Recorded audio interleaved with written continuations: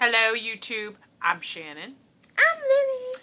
And we are doing Real Housewives of Orange County, Season 8, Episode 15. Fitting. So the girls are still in Canada, which brings me to, I want to tell my Canada story. Okay? Because I've got Canada stories, too. She went to Canada. I never went to Canada. I went to Canada. I was like 10 or 11. Not much younger than Lily. I went with my parents, my sister, who is 4 years older than me, and my grandparents, who were following in a truck behind us. And we were all camping in truck campers, pissing and shitting in porta potties. So my Canada experience was a little different than that of the Real Housewives of Orange County. So on the way to Canada, because we're driving, my dad pulls over. I'm in the truck camper reading books and shit. Because she was a dork back then. Nerd. My Nancy Drew and my Sweet Valley High books. Anyway, so I'm reading, and we stop to, take a shitter break for my dad. And I go down to the little window in between the truck and the truck camper, okay? If you've been in a truck camper, you know what I'm talking about. You can see through the window and see everybody in the truck. So I tap on the window. I'm like, and my sister looks back at me, and I go, I'm going to the bathroom. And she goes, okay. So I go into the bathroom. Again, I'm like 10 or 11 years old. And I come out, and nobody's there. And I'm like, did I go out of the wrong side of the gas station? I feel so naive now. So I walk in, and I'm like, no, there's only one way out. And I go back out again, and I'm just standing there. My whole fucking family's gone. I'm 10 or 11, and I'm in Minnesota, and they left me. Yes, they really did leave me. You poor thing. I know, it was traumatic. Okay, I would not be here right now if they wouldn't have came back for her. I almost had to live in Minnesota, because of it. And so a few minutes later, here comes my grandparents, and they're like, yeah, your dad didn't know you got out. And I said, well, I told Deborah I got out, which is my sister. She, to this day, denies it. She denies it like a fucking liar, and she tried to lose me in Minnesota, and I'm still not over it.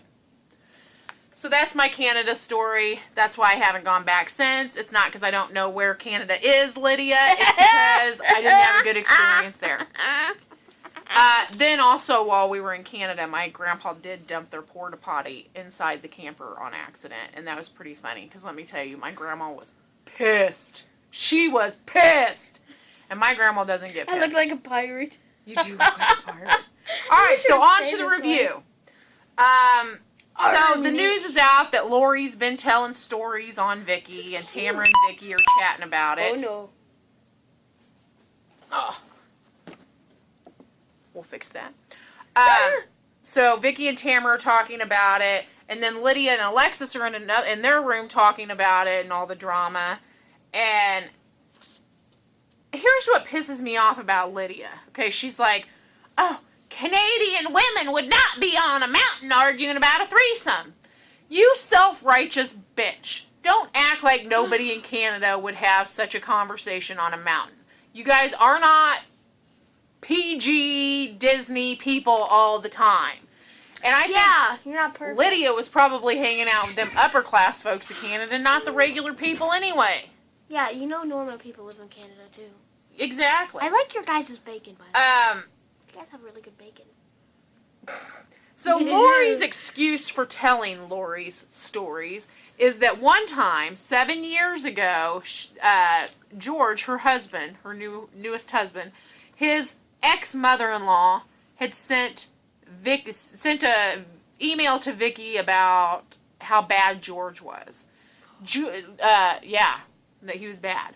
So Vicky confides in Gina Kehoe, and Gina spreads the thing all over the internet. So that's why Lori's mad. But instead of going to Vicky and saying, what the hell happened here? Why did you do that?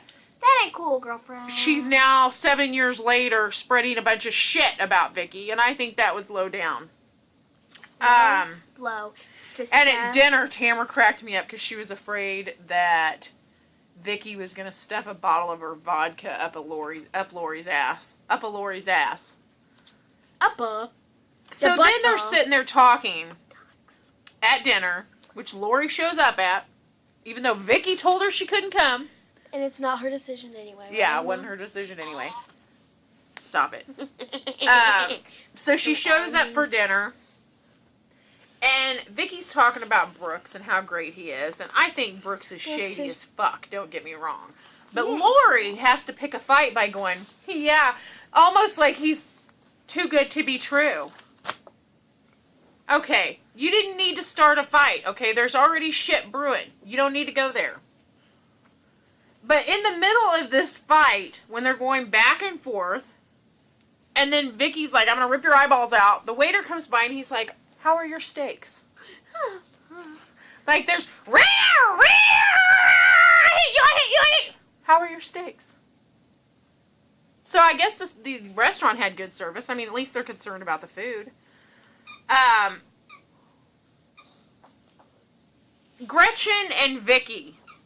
If I hear this discussion about Gretchen and Jeff and whether she cheated on Jeff like 6 years ago, I'm going to punch you both in the face. Yeah. Who gives a shit at this point? First of all, Vicky, she's fucking around on that sick guy. That's on her. That's for her to deal with. Yeah. And I know Lily likes Gretchen. And I think Gretchen was a little gold digger with Jeff. I'm not going to lie. What was she with that old dude for anyway? Yeah. Okay? But it's none of Vicky's business. Yeah, butt out, Vicky. Business. Vicky. Butt out, Vicky. And I think where Vicky does have a point in all this is she's saying she's not a hypocrite because Gretchen is still denying her affairs on Jeff. But Vicky has copped up and said, yes, Dawn and I cheated on each other. So I think that's where Vicky's saying, I'm not a hypocrite because I'm admitting I did it. I'm not hiding it. I admit I did it. I admit it wrong. It was wrong. But it's over. I'm divorced. I'm a free woman now. So that is my stand on that position. I think they're both wrong and they both need to shut up about it. We're years away from this. Find something new to fight about. If you don't have anything new to fight about, then get over it. Why don't you not hang out with each other? That's a good idea. Well, because they get paid too. Gretchen and Tamara discuss the Tamara and Vicky friendship, and they act like everything's okay, and they hug it out. They hug it out. You're so fake. But it was kind of fake, and I don't think they really resolved their issues. They How many didn't. hats have you worn in this video? I don't know. I don't know either. So they go snowmobile riding, and of course, Princess fucking Lydia is looking for her Disney moment and her frolicking on the mountain. And Vicky, who's like, oh, I'm gonna go fast, I got some steam to let off, ends up in the trees like a fool. And then Vicky and Gretchen and Lori, they all end up in this snowball fight where they're like, this is for this, and this is for this, and this is for this. But apparently everybody felt like that was healthy. I don't know. I don't know whether it was healthy or not. What are you guys, therapists? You know what's healthy and you know what's not? And Vicky and Lori decide they're going to have lunch when they get home and they're going to discuss this shit. And then, in private, Vicky's like, I ain't fucking having lunch with her. I hate her. She's disgusting. Everybody does, honey. I loved it. I'm like, you go, Vicky. You just tell that shit how it is. So dinner in the ice room. That had to be awesome. Okay, I want to go to the ice room and do a shot of vodka that is 26 below zero. I just want to do that. I just want to try it once in my life. I'm putting it on the bucket list. Bucket list. My bucket Bucket list list is to it. meet Michael Phelps. That'd be so cool. I love you, Phelps. And then Tamara. So hot. Tamara Barney goes and sticks her tongue on the ice wall. That's not very smart. And it gets stuck. Now, Lil, have you seen anybody do that in a movie? Yes. What movie is it? A Christmas Story. A Christmas Story! He does it. Okay?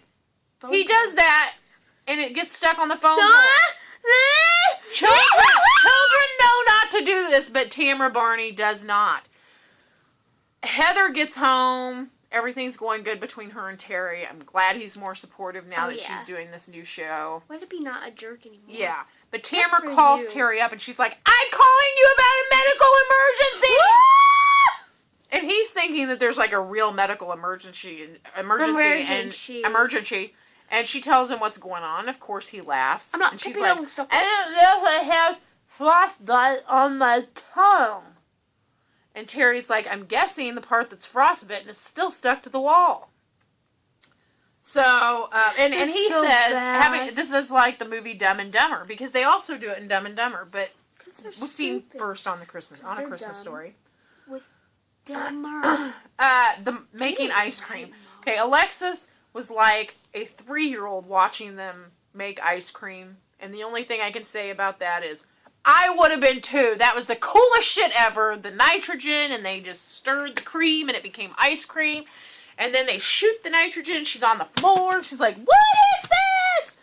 I would have been a fucking goof ass too if they made ice cream in front of me like that. I'd have been like, it's cool and I can eat it. That is the perfect thing for a fat girl. Let's see. Wow. It seemed like all ended well in this episode, and Vicky really acted like she was becoming a total philosopher and everything, and this is how the world works, and this is how we get along, and this is what we do. This is what I say, Vicky. I'm not buying it. Fart on you. Farts on you. Farts on you, Vicky. So, next episode, we will get back with you. Thank you for listening to my nonsense and my Canada story. I appreciate it. Shout out to Kathy and Rob. Thanks for watching, guys. I think I would have when I was like 3. Now your head's too big. Fat head. Fat head.